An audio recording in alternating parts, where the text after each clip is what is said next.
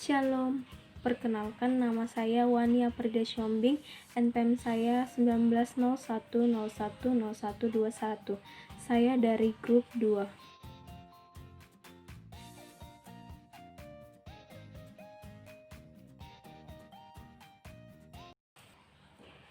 Baiklah, pertama di sini saya akan menjelaskan mengenai karakteristik proses belajar dan pembelajaran di abad 21. Ada 5 karakteristik, meliputi yang pertama yaitu guru bukanlah satu-satunya sumber belajar. Dikatakan guru bukanlah satu-satunya sumber belajar karena pada abad 21 ini murid tidak hanya dapat belajar mengenai materi hanya dari guru saja. Namun dapat kita lihat pada abad 21 ini murid juga dapat belajar melalui berbagai sumber media yang ada, baik itu melalui media visual, dari buku ataupun dari internet yang ada. Kedua yaitu belajar tidak harus di kelas. Dapat kita lihat penerapannya yaitu pada masa kini, terutamanya pada saat pandemi telah ada, proses pembelajaran tidak dilakukan di dalam kelas, yakni melalui internet, baik itu dari WhatsApp group ataupun melalui via Zoom. Oleh sebab itu, maka dikatakan bahwa belajar tidak harus di kelas. Yang ketiga yaitu murid dapat belajar terlebih dahulu sebelum diajar oleh guru. Maksudnya di sini yaitu kini murid sudah dapat belajar mengenai materi yang belum dipelajari pada pertemuan selanjutnya, baik itu melalui berbagai sumber media, baik itu dari internet ataupun lainnya. Hal ini dilakukan agar proses belajar dan mengajar di pertemuan berikutnya akan berjalan aktif dan menyenangkan.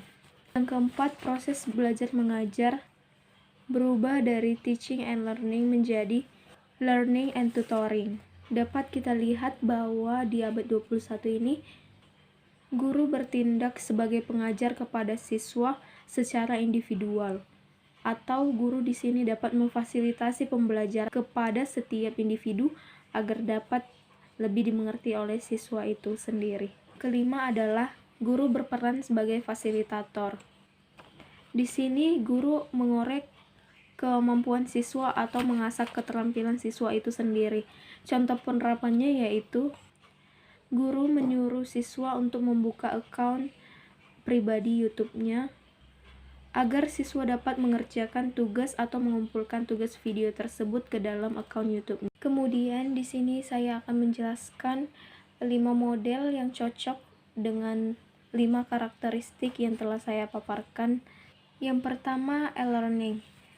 E-learning adalah sebuah model pembelajaran di mana siswa dan guru menggunakan bantuan internet dan teknologi informasi dalam proses belajar mengajar. Model ini cocok diterapkan pada karakteristik guru bukanlah satu-satunya sumber belajar.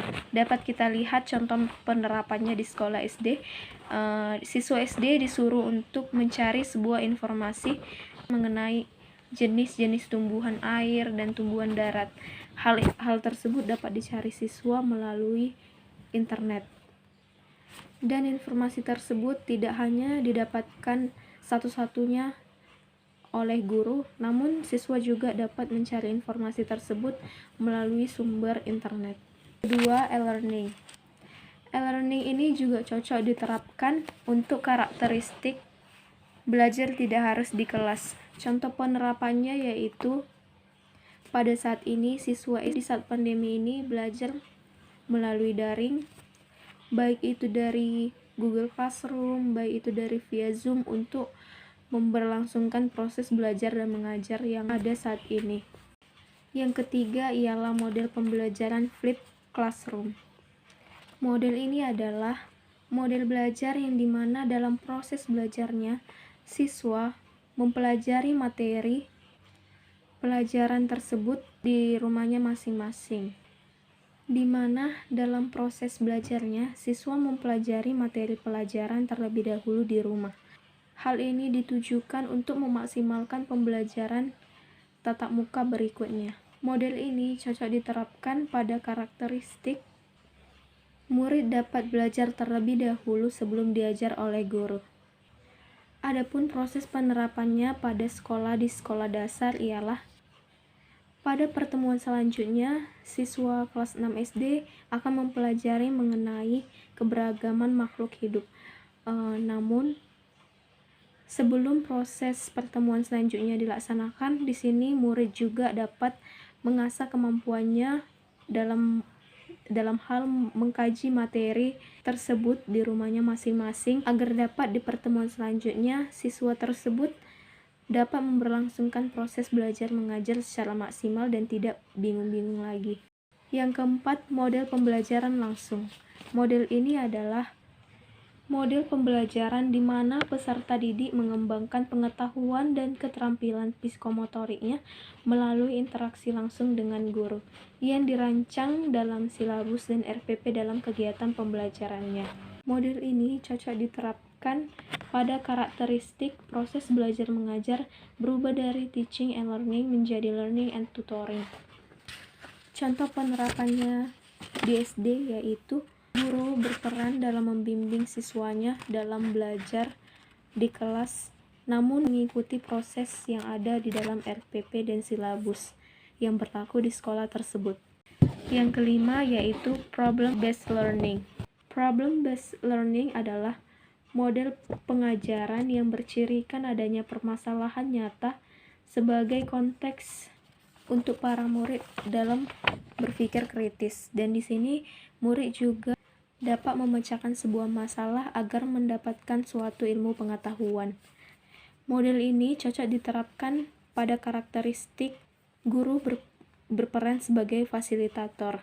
Contoh penerapannya di SD yaitu guru memberikan suatu masalah atau persoalan mengenai materi yang baru saja yang dijelaskan oleh guru tersebut kepada siswa.